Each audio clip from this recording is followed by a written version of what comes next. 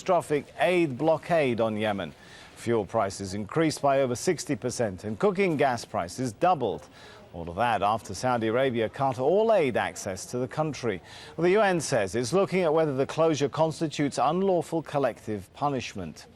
Well, Afrah Nasser is an independent freelance Yemeni journalist and founder and editor-in-chief of Sanaa Review e-magazine. She joins us now from Washington, D.C. Good to have you with us. It's already a desperate humanitarian situation by all accounts in Yemen. How do you think that if this closing of all of Yemen's airports and seaports as we know it goes into some long-term situation, what would that mean for the country?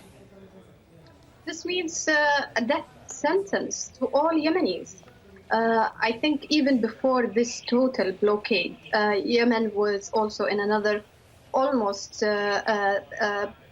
blockade for a lot of entries for over 1 year, and that made really life extremely impossible and impacted all aspects of life. So this, the Saudis' decision with the total blockade will definitely kill all Yemenis. It used to be a slow death for millions in Yemen before, but now it will be a fast death.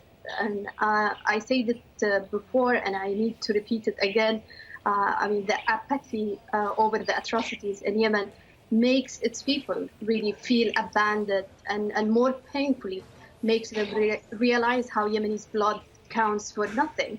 And it's really difficult to imagine or comprehend the life under such a blockade, and how the world really failed to acknowledge that the situation is beyond tragedy. It's such a shame on humanity, honestly. Do you think that feeling of abandonment is at all alleviated by the sort of signs or rumblings we've had in the UN lately towards an investigation or accountability process? Yemenis are tired of just words. They need an action.